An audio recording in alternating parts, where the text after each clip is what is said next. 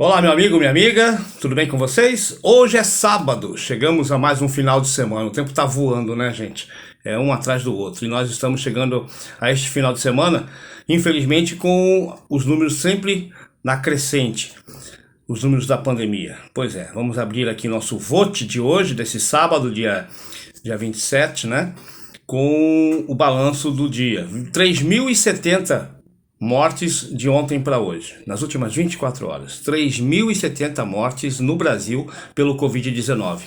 Já totalizamos, desde o início da pandemia, 369.024 mortes.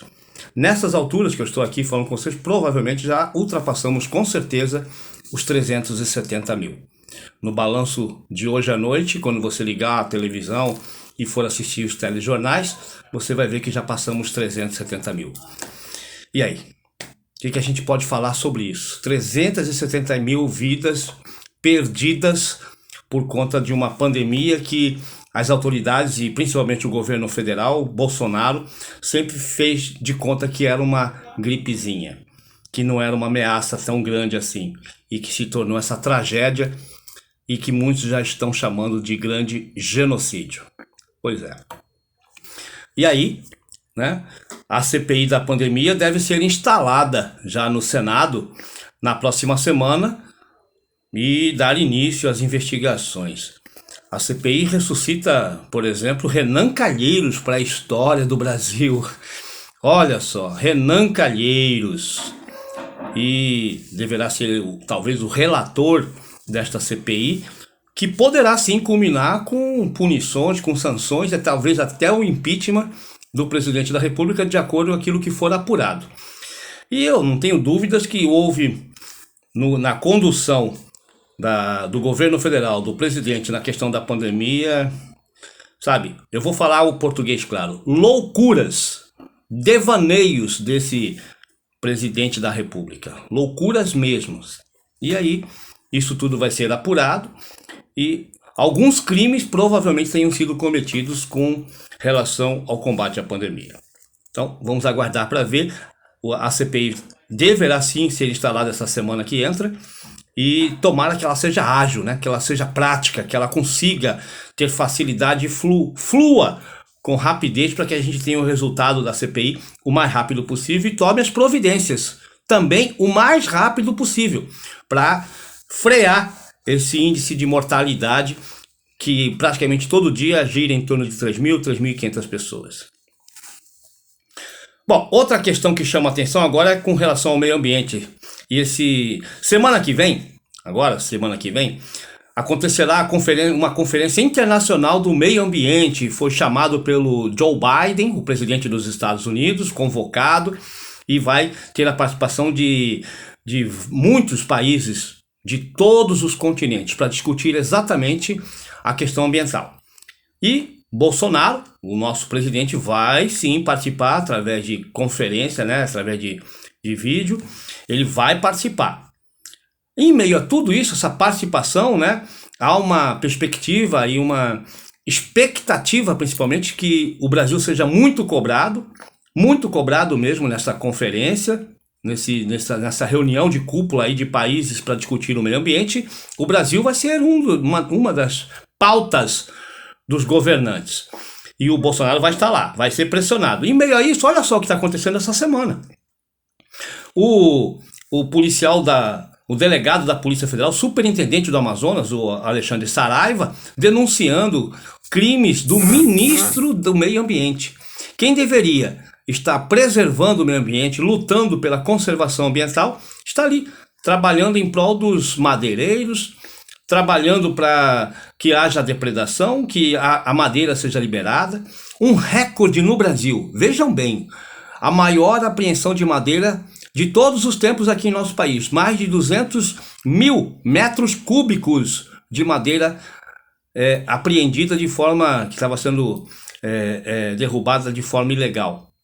Tem grilagem, tem uma série de crimes que estão sendo apurados pela Polícia Federal, que tinha à frente o superintendente, o Alexandre Saraiva. Ele denunciou, aí envolve o Ricardo Salles, que foi lá tentar liberar a madeira, tá? Foi lá advogar pelos madeireiros. Vejam vocês a que ponto chegou. O ministro do Meio Ambiente advogar pelos marginais que estavam ali depredando o meio ambiente. Aí tem envolvimento de um senador lá de Roraima e tem também o presidente do IBAMA, tudo junto, para liberar a madeira, para beneficiar os marginais. E aí o delegado Alexandre vai ser convocado para depor na Câmara dos Deputados essa semana. Vai abrir o verbo lá, vai mostrar as provas e tudo, que pode culminar com a saída do Ricardo Salles. Inclusive, o Tribunal de Contas da União já fez um levantamento e está pedindo o afastamento do Ricardo Salles. Tá? O Tribunal de Contas da União já pede o afastamento imediato do Ricardo Salles, o ministro do Meio Ambiente do Jair Bolsonaro. O que falta para ele tomar uma atitude coerente e com esta cara, com todos esses fatos, que ele vai para essa Conferência Internacional do Meio Ambiente? Aguarde essa semana que entra.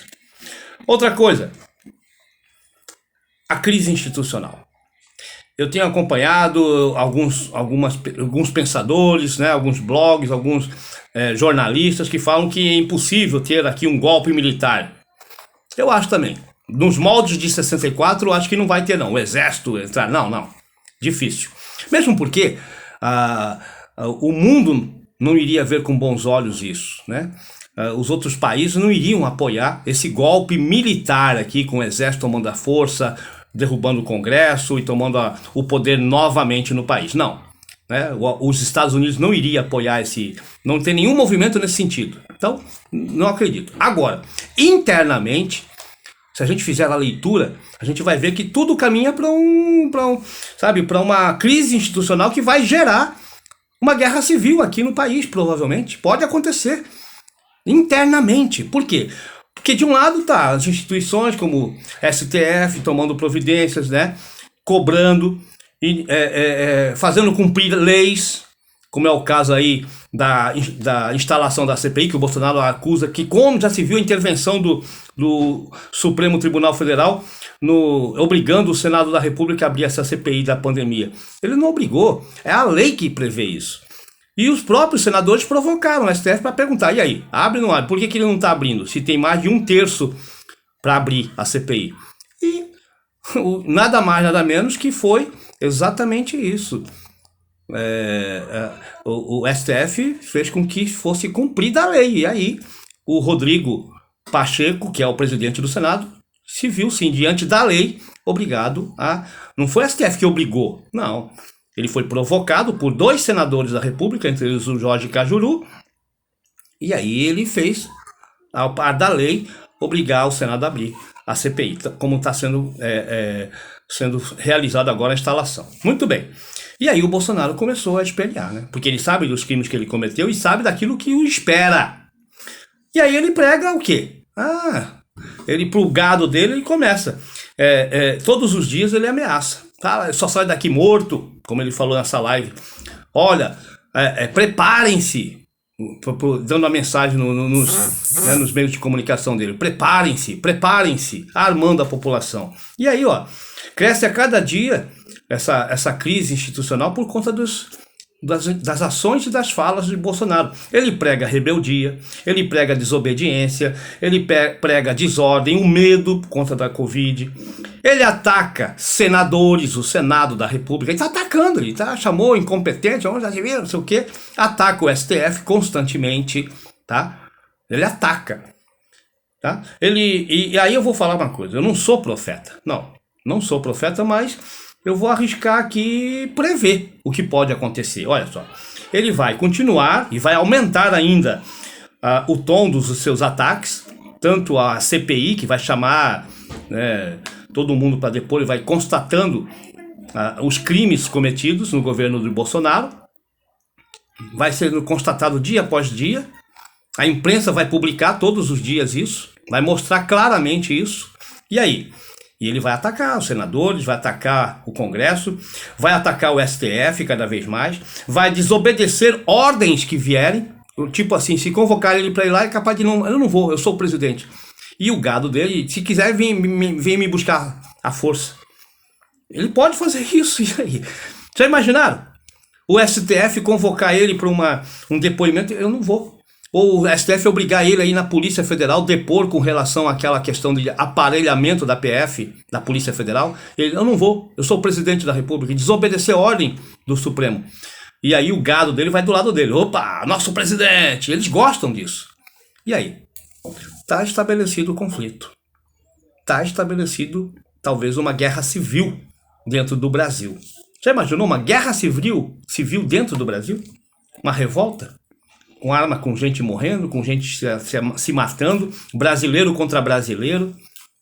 É isso. Eu não sou profeta, mas o Bolsonaro quer exatamente isso. Saques, né? Ataques, roubos, violência. E ele mesmo vai falar que não vou obedecer ao STF. Não aceito mais o STF. Por mim, ele vai declarar isso, ele vai acabar falando, por mim, prende todos eles. Ele já está falando isso. Os filhos dele já falaram isso. É isso, a crise institucional está terrível e vai crescer. E para terminar, eu vou aqui citar uma fala que foi enviado pelo Thiago Wesley, meu companheiro, que também abriu, ele é nosso parceiro aqui nessa página, ele que abriu a página, é dele a página também. Essa página, Vote, é dele. Ele que abriu, eu também sou parceiro dele.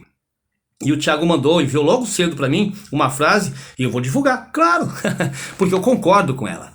Olha só, para você refletir neste sábado, tá? Pra gente encerrar, e se você gostar, dá um like, dá um positivo, um negativo, faça o seu comentário. Reflita comigo essa frase que o Thiago Wesley, lá de Lucas do Rio Verde, matemático, ele mandou para nós. Pense, reflita, olha.